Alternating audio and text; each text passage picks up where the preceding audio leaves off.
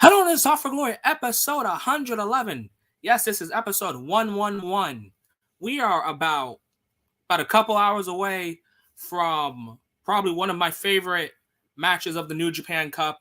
We are also a couple hours off of the New Japan Cup finals. So before we get into the fun parts of the New Japan Cup, let's get into our introductions. I'm Enigma V4. I'm Young Smooth. Welcome back, guys. And this is episode 111, New Japan Cup Finals from Talk for Glory.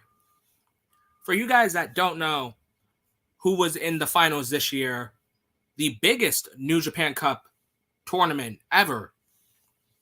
I forgot how many participants there were. I believe it was like 48, I believe. There were some buys. But, we're only going to talk about the finals. That's why we didn't do like a full cover video, similar to something how we do for Best of the Super Juniors or for G1. Yep. Well, overall, Nick, before we get into the match, are you okay with the actual winner? Oh, dude, I loved that this was the actual winner. Yeah, so guys, if you guys don't know already, we're going to get into the details of the match. Me and Enigma watched it. It was a good match. And I'm not going to lie, I agree with Enigma here. I actually agree with the winner. I actually enjoy the winner. So, Enigma, you want to get into the match? Actually, but before that, let's go back to some history from like 2019 to now. The history of some New Japan Cup winners. We've had Okada winning, where it was the finals of Okada versus Sonata. And I've already said I don't like Sonata's because his boring facial expressions after he doesn't move. So I was okay with Okada winning it. I remember 19, a lot of people didn't expect Sonata to even be in the finals, right? Oh, hell yeah. So that was a real shocker. I remember when we did predictions on that. I had to go back on New Japan World a couple times, be like, wait, time out. Sonata beat Tanahashi? Let me go check that. And I was like, oh, no, that was real. But, that's a shocker one. That's 2019. 2020, we had a real shocker of it being Okada and Evil being in the New Japan Cup finals. And that was one of the weirdest times. I genuinely believe that Evil became, the finals just because they had no one. The New Japan roster had, maybe 50 people. The pandemic dropped it down to, 12 people. So they're screw it, Evil. We're like, Evil, we're going to give you makes you think, why the hell did they even do one in 2020? Honestly, I wonder that myself from time to time. You guys are missing a huge chunk of your roster. So you guys shouldn't have even done it. But, Evil won it, and, Evil did jack shit with it. He won the double titles and lost it and did jack shit with it.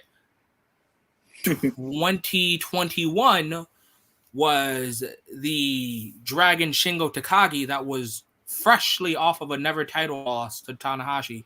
And yours, our Commonwealth Kingpin, Will Ospreay, that was off of a fresh loss from Okada at Wrestle Kingdom last year. That was the finals. Yeah. And although people highly remember that finals for Will Ospreay giving his ex-girlfriend B. Priestley, now known as Blair Davenport, still a stupid name. NXT UK, guys, if you guys don't know. Yeah, for giving her a diamond cutter. The match was still good. Was it better than their Best of the Super Juniors finals match? No, it wasn't. Probably not. But, Will Ospreay goes on to win that, wins the IWGP World Heavyweight Championship from the monster Kota Ibushi. And, I can't say what he did after because, he kind of got injured. He went on this fun little spiel about how he's a real world champ. But now we're here in 2022 where the finals... It's kind of dope. I did enjoy that.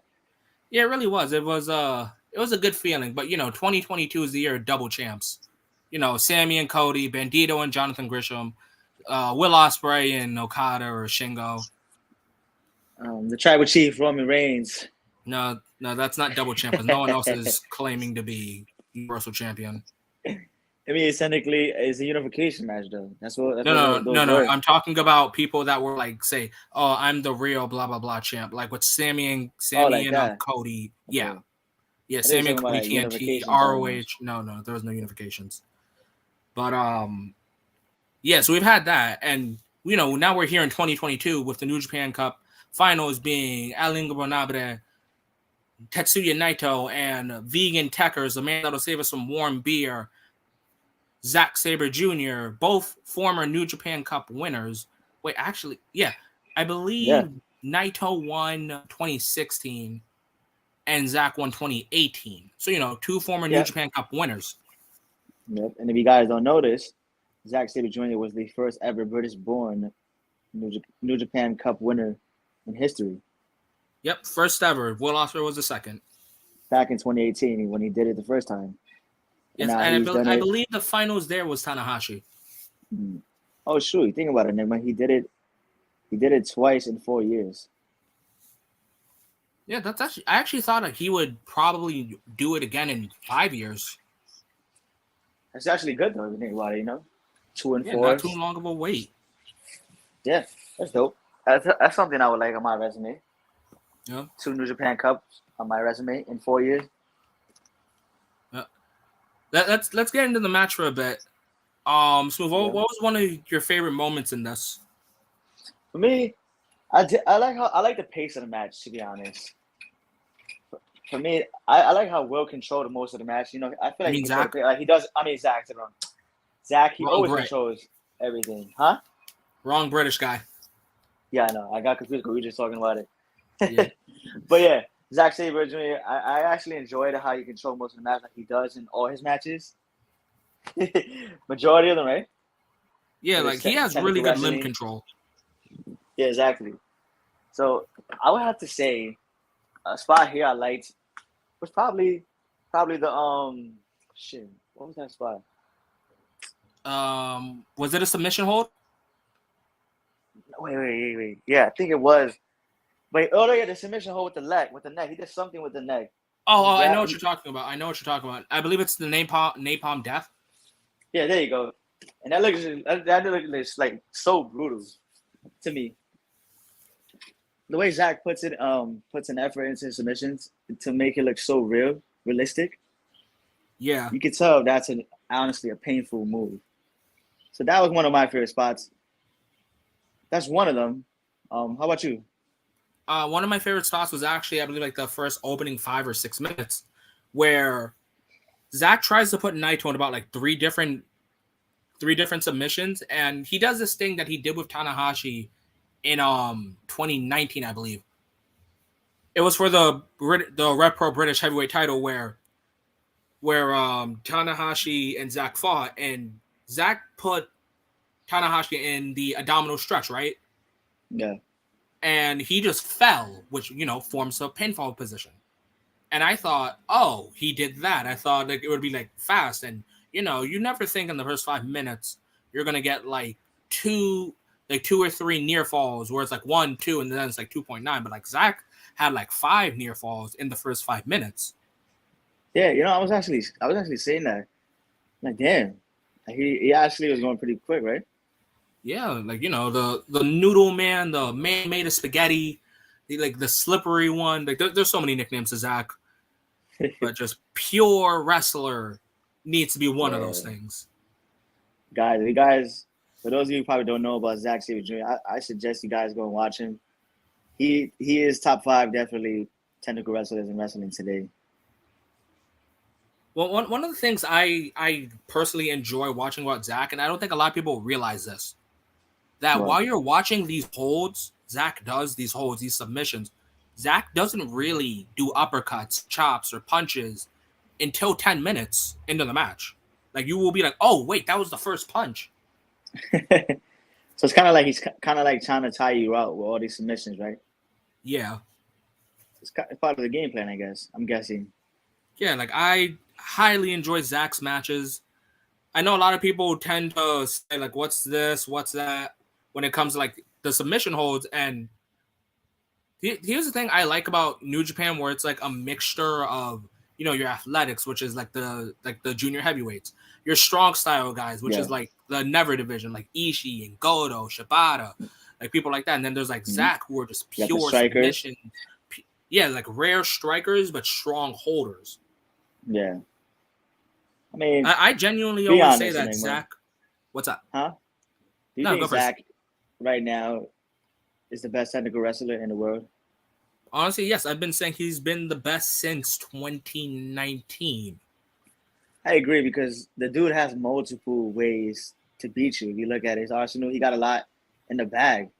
He doesn't just focus on one submission. He puts a lot of submissions on you, bro. The man puts you in a new submission every 7 seconds.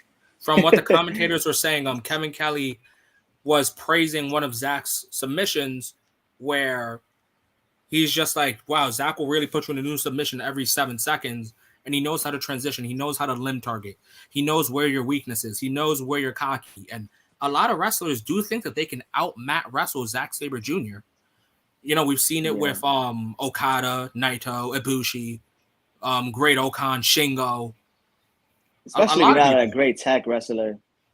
You're not a great technical wrestler, you're basically setting yourself up for failure.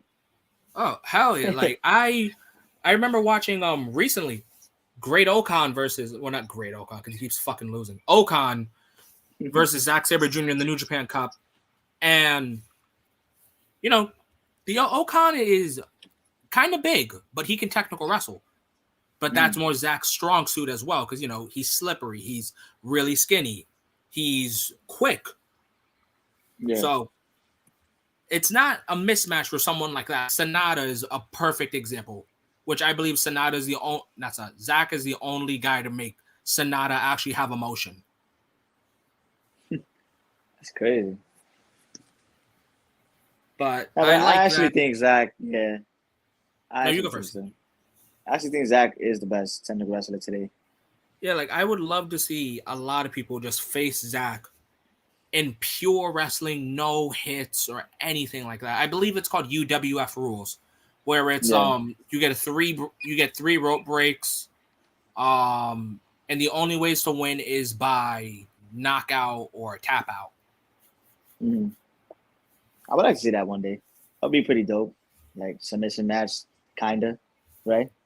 Yeah, I believe in an exhibition about a couple months ago when Shabbat returned, they did Zack versus Shabbat, and it was just pure holds, rarely any punches or kicks, and it was just a 5-minute exhibition. But when I tell you that those 5 minutes felt like 5 seconds due to how many holds there were, honestly, I would have begged for more time. But it was an exhibition. It was a welcome back Shibata moment. Wow. I mean, I gotta say this about Zack Sabre Jr. I love how he controls the tempo, but in order to beat him, you're gonna have to take him out of that game plan. Especially if that's not your strong style, like your strong suit. How you call it? Suit. Yeah, not your strong suit. If you're fighting his fight, you're gonna lose. I feel like that's a mistake a lot of these wrestlers do. Yeah, I feel like a lot of people, especially someone like Tanahashi, in the past, would be like, "Oh, I can technical wrestle," and that's like, "No, you can't." Not with Zack. Yeah, because you technical wrestle with other wrestlers. But when you got somebody of Zack's caliber, then it's that's been doing this for 14 years. Well, now 16, I believe. Yeah, it's a different story. It's a different ball game when you get in the ring with somebody like Zack, who's a master of his craft, a master of his style. It's pure vegan British techers. Yeah. But what are your thoughts on the whole match overall? Like, what are some of the moments you liked out of Naito as well? Out of Naito, I like Naito's movesets, honestly. I always say, like, as a meme, as a joke, Naito is Japanese Andrade. And what I mean by that is, like, he's very tranquilo. He's very not, like, rushing, unless he hits the Destino. Then he's, like, running full speed at you. But one of the spots where I'm like, holy crap, Naito's gonna win was when Zack's about to hit the Zack driver. Naito like maneuvers his way out and hits the fastest Destino I've ever seen. And like I remember watching this on my TV, and I was very slouched. I wasn't like really like, on the edge of my seat until I saw Naito fall backwards in Destino. I'm like, holy crap, Destino. And from that moment, I got my full interest into this match. And yeah. Hmm? Yeah, continue. And to see even Naito try to play, the technical game by targeting Zack's neck, which, in a sense, you really have no protection for your neck. Like if you don't, if you have like an arm injury, you can keep your arm away. Same thing with your leg, but when it's you your can fight neck, it off. it's right there. Yeah, exactly. Because the arm, you have another arm to fight them, another leg to kick them, and to fight them off at least to back them up. But with a neck, you only have one neck, so there's not really much you can do out of that. Yeah, exactly. Here's the thing for me. I saw a lot in this match. What I really loved about Naito is that it's very rare that you see a lot of wrestlers being able to like control the pace as well, his pace. I felt that a lot. Even though he was getting dominated on the ring in terms of the technical wrestling, I felt like he did really good in terms of showing that he didn't let himself, most people make the mistake of going too fast. Like you were saying like a few minutes ago. Yeah. He controls his pace very well, and I actually like that. I'm somebody who pays attention to detail. So for me, that was a big plus for me on Naito's part. If I had to give him any kind of credit. Yeah, another thing I was impressed by Naito was when Naito had Zack in a headlock and he transitioned, not in the best way, not like a Zack way, but he transitioned from just a regular head crank to almost a sleeper hold. And then there were times where he would do moves like, not Gloria, I'm trying to think of like his moveset. Basically, when he sat down Zack in the corner, jumped back over, and drop kicked him. Mm. So that's like, okay, that's not just like Naito striking. That's like specifically, I'm aiming for the head. Yeah. Of Or course, because any little momentum Naito could have took, and he knew he had to do multiple things to at least be in this match against Zack. Oh, how I didn't expect Naito to do a technical match, but I knew that Naito had to do something here. Yeah, like go for the neck, go for the legs, for example. Yeah. You had to at least do something, because if you go on the technical wise, like you said, like we both agree, you're not going to beat Zack in that kind of matchup. Yeah, because it's all just downhill. Exactly. And one of the things I also found interesting due to Naito was when he had hit Gloria, which is basically just like a back suplex with your arm behind your back. And Zack was gonna then go for the Zack driver, which is the Mikinochu driver in a sense. And Naito had countered it into Valencia, which is just violence in Spanish. It's kind of like a brainbuster. And I thought, brainbuster, that's set up for Destino. So to see Zack have a brainbuster, it's like, damn, and a brainbuster into the Destino is like brutal. At that point, I honestly thought it was gonna be over. I'm not gonna lie. Well, one of the things I love seeing in that match was, all right, Naito's about to go for the Destino, and he runs at him. It's the running Destino, not the twist the arm, do a backflip, bam, Destino. It was the full speed running behind you Destino. It's when Naito runs at him and Zack looks behind him and rolls him up. That was just so cool to see. You basically stopped a man in his tracks and pinned him. Exactly. You countered him basically, yeah. Yeah. And it's like, again, I'm running at you, so there should be no way you can counter my momentum. Exactly. You called out a smart counter. Zack was doing the smart counter. He timed it perfectly. Yeah, exactly. It's perfect timing, and I loved it. Yeah, exactly. I also like even though Zack was basically controlling a lot of this match. In this match, you could tell Naito was not gonna just go away easily, Oh yeah, I wasn't expecting Naito to, of course, to lose basically just like nothing, because I understand pre New Japan Cup, he lost to Okada. to get to the finals, he had to beat Okada. And I didn't think, oh, they're going to have, Naito win this. But I didn't think Zack would be so in control to the point where it was like, yeah, Naito's definitely not. Like, Naito had his moments, like the Destino spot had me. The Brain Buster into the almost running Destino had me. They had you going, he might be able to pull it off, right? Yeah, like he might be able to do it. But going into this match, did you think Naito was gonna win, or did you have Zack winning? I had Zack winning.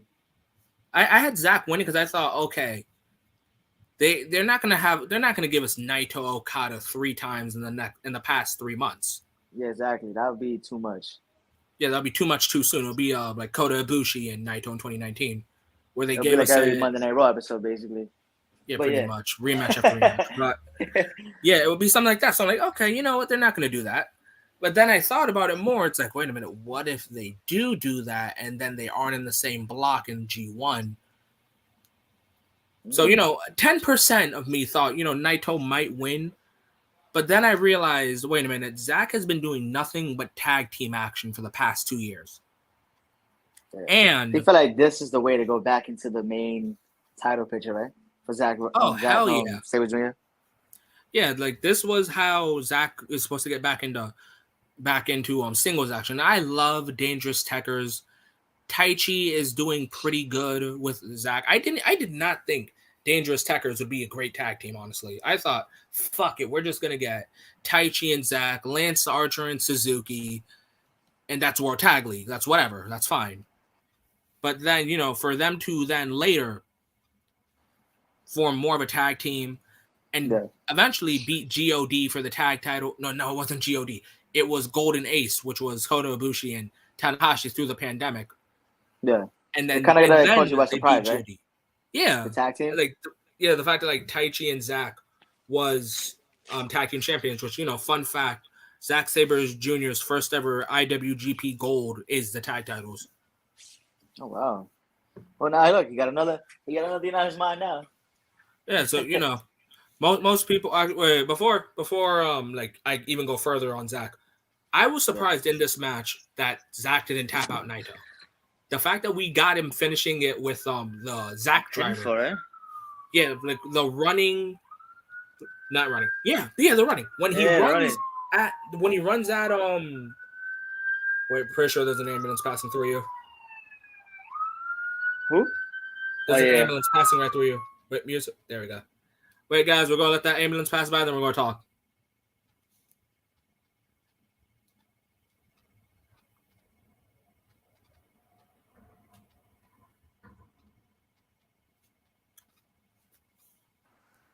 Hello? Okay. All right, so back to what I was saying. So with Zack, when he got Naito's head, tornado DDT, fast adrenaline, picks him up, Zack driver, 1, 2, 3. I honestly did not think that they would have Zack pin Naito. I thought Naito was going to tap out, similar like he did in the G1. And I just have to say, Zack has Naito's number. I think he caught a lot of people by surprise. Like you said, I honestly didn't expect him to win by pinfall this match, especially because of the way he was dominating him in technical wrestling. And I believe he's tapped out everyone here. That's what I'm saying. And let's be honest, who would have saw Zack Sabre Jr. pinning Naito tonight to win the match, to win the cup? Well, I didn't think that it would be by pinfall. Exactly. Like let's say a few months down the line, a year from now, we go, oh, remember Zack Sabre Jr. winning last year? Oh yeah, I remember when he pinned Naito. When he pinned out, he didn't tap him out. It's like if you ask me, like, oh yeah, what are some of the matches of like Zack? I would be like, oh, that time he tapped out Great Okan, or that time he quote unquote allegedly tapped out Will Ospreay. His arms were flailing, guys. We don't know yet. That's actually gonna help me get into something else. Or when he tapped out Doki, where he had him in an arm submission, a headlock, and then a leg submission, all in like 12 seconds. Yeah. Oh, damn. I'll like name out like a bunch of submissions Zack put you in, and then when it's like, oh, New Japan Cup Finals, Naito versus Zack. It's like, oh, yeah, he pinned him. He pinned him clean as fuck. No tights, exactly. no legs on the ropes, nothing like that. No diamond ring. Yep, clean pin laws for Naito. But here's what I gotta ask you now. We already know Zack Sabre Jr. won, right? Yep. Where does Naito go from here? Taking a loss like this tonight. So even though he did lose to Zack, Naito did technically pin Okada. So I don't know what they can do with that information. Maybe Zack. I know it's not going to be in Osaka. I know in Osaka they just did that, so they're not going to do another match in it. So maybe Dominion, because I know next is Best Super Juniors. It'll be Zack versus Okada, and on the road to it could be like Okada versus Naito, winner faces Zack, because maybe Naito needs some redemption. I mean, I agree. If he pinned Okada, I think somewhere down the line you could kind of revisit that. Yeah. But he doesn't Also, necessarily go down the rankings to me. Also, another fun fact that I did not know, because I watched like some of Naito's matches, because I honestly thought he would be eliminated by like the third round or something. But fun fact, Naito did not use the Destino on his way to the finals. Oh, so Destino was hit tonight, right? Yeah, Destino was hit tonight, and I thought, okay, maybe not Zack. Maybe Naito is holding out on the Destino. Maybe if he doesn't use it enough times, then then it'll be like a huge moment when he wins with the Destino. And maybe the Destino failed. Maybe Naito needs to use the Stardust Press, which is basically like Starship Pain. Oh wow, I didn't know he had that. He busts out that move every once in a while. Yeah, that's dope. So yeah, he probably tried to save it for the last match, the most meaningful match, the finals. But it didn't work in his favor. It did, and one of the funny things in the interview, I know you didn't watch the interview, Smooth, but when they were talking about like the interview with Zack, and Zack's like, "How do you feel about the win?" and Zack's like, I just got brainbuster, and I swear I just saw this guy. I forgot who it was. It was some famous British guy.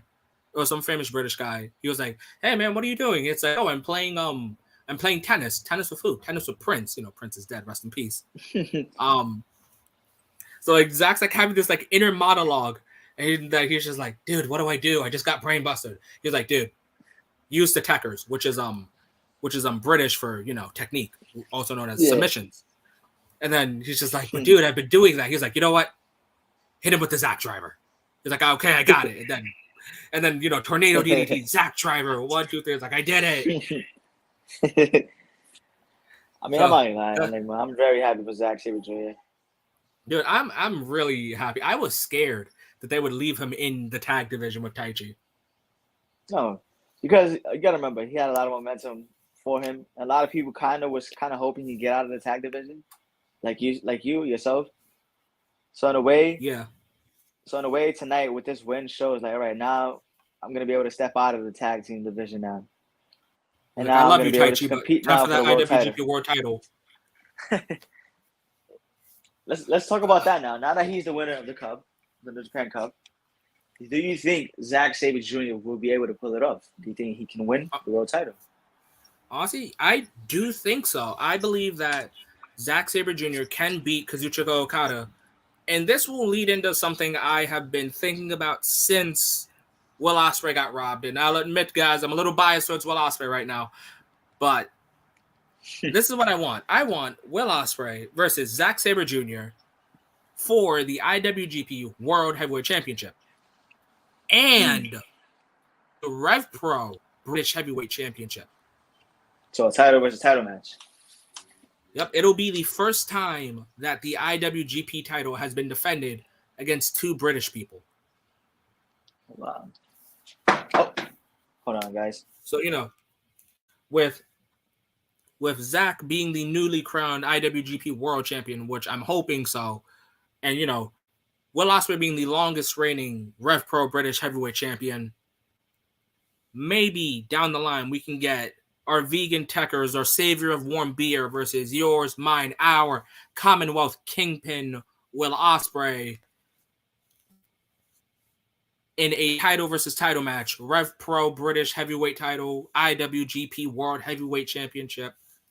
Yeah, I could see that main eventing Dominion or Cork and Hall or maybe. Well, actually, no. It's only March, guys, so I shouldn't be thinking the Tokyo Dome. I like this. Yeah, I'm thinking way too far. But Cork and Hall, York Hall. But I get it. The excitement just like gets you to thinking like those kind of matches, right? The big brand matches, arena matches. Oh yeah. Like I can just imagine those. And I know Will has his stuff with John Moxley, and he did beat the U.S. champion Sonata, so that's a lot of stuff. But my mind sets a lot, and for me, the future is high for Zack Sabre Jr. But actually, I'm pretty sure we've gotten some comments while we've been talking. Let me read some of those. Wait, what the? All right, Cash Money. Hey, Cash Money, what's up, man? That's weird. What? Never mind. I'll tell you like off the air. Okay. But yeah, what happened? All right. So Cash Money says Zen SJ, pure attackers. Yes, he is. Good to see Zack finally back on top. Honestly, I agree. Yeah, I fucking agree. I love technical wrestling, dude. Some of my favorites are Zack, Pete Dunne, Kushida, Kyle O'Reilly. Well, even though Kyle is more striking lately, even Bryan Danielson because he's gotten even a more technical, less so striking. Minoru Suzuki as well, even though he's like 52, he's moving like he's 44. Because of Time for Glory, yeah. I'm learning so much about NJPW. Hey, man, when we say we talk about all wrestling, we mean it. I mean, that's good. I'm glad we were able to open you guys' eyes to other companies outside of the obvious. Yeah, I know you guys are tired of your Mondays and your Tuesdays and your Wednesdays and your Fridays. Tuesdays?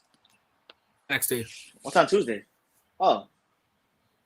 I forgot NXT wasn't even in existence anymore. See? But yeah, so I'm happy that Talk for Glory has done that for you, and there's gonna be more videos to come for us because again, more than just the basics. We are gonna have actually. Let's just announce that now. Next week or technically this week. Yeah, this week coming up. Basically, this week. Yeah, this week coming up. Yep, there you go. This week we'll be having our WrestleMania predictions. It'll be a double nighter video. So, similar to how I did it with BMO for Wrestle Kingdom, we'll be doing a double nighter. We'll be doing a double nighter coverage. So, part 1, go off the air. Part 2, come back on the air. And, just like for Wrestle Kingdom, just like for AEW Revolution, or just as our traditional WrestleMania, we will be having a guest. Now, as for that guest, I will keep that a secret up until we are live. Predictions. And guys, it's a big week. It's Mania week. You guys don't want to miss out on anything Talk for Glory has to cover about WrestleMania. Me and Number are going to try to throw in a video. We have an idea before Mania hits, right, Enigma? Yeah. I don't want to say it, but just in case it doesn't happen, but I'm going to talk to you about it off air, Enigma, to see if you still want to do it. But we got WrestleMania coming up. Me and Enigma are officially announcing we are going to cover. We're gonna not cover, but we're going to at least do predictions for Stand and Deliver NXT. Yeah. So, we will do predictions, but a full-on review, that's... Yeah, it's a maybe. So, it's a maybe. It's the same night as WrestleMania, guys. So we probably won't be able to do a review on it, but at least we will at least give you guys our thoughts and opinions on the matches, Yeah. At least. But, if there's enough time in between, it's a maybe. It's not a hardcore maybe, but, it's a slight maybe. Yeah, which I doubt it. It's going to be 2 nights of WrestleMania, 8 matches in total on both cards. Yeah, that's too much. But guys, if you guys want to tune in for our WrestleMania coverage, you already know what to come. Turn on those post notifications. Drop a like, drop a sub. You guys already know this is Talk for Glory. We love you guys, and I think anything else you want to say to the fans? Well, as always, you guys can always find us on our social medias. One moment, guys, as I get it all out. So you can find us on our Twitters. You can find Young Smooth at Young Smooth TFG. You can find me at Enigma_V4_. You guys can find my Instagram at Enigma_V4. I post a lot there. It's literally every kind of wrestling. New Japan, Stardom, WWE, AEW, everything. You guys can follow me on my TikTok. Young Smooth, you said that you will be doing a TikTok eventually. Yeah, pretty soon I'm gonna be dropping the TikTok, guys. I already announced that in our last video. Yeah, couple Well, videos our last ago. video together. Yeah, and anything else you want to talk guys, about though, like New Japan related, and before we go, anything? Oh yeah, if you guys don't already know that the New Japan schedule is going back to normal, thank God. So the next tournament should be Best of the Super Juniors. Yeah. And we will be doing a Best of the Super Juniors predictions, because it's similar to the G1, except it's for the junior heavyweights. Yeah. So guys, be on the lookout for that as well. You guys do not want to miss Best of the Super Junior predictions. We are going to cover the finals, of course, like we always do. And yeah, if you guys want to hear us, huh? What for anyone, because I have gotten this on like Twitter and stuff, but I understand that there's like Bullet Club stuff happening and Impact Wrestling. Yeah, we're still not covering that. Impact. Okay, I understand that they got Jay White, the Machine Gun, Carl Anderson, the Big LG, Doc Gallows. Yeah, they got them. They got Chris Bay. And it's like, Chris Bay and Jay White versus Motor City Machine Guns. That sounds cool, but I'm not talking about that. Talk for Glory talks about all wrestling, but Impact is just doesn't grab our interest. I'm sorry, guys. We got to be honest. Unless it's something really, really big and interesting and that grabs our attention, then, we'll probably cover it. But yeah, it might be a match or so. But if it's the Bullet Club show, I'll be honest with you guys here.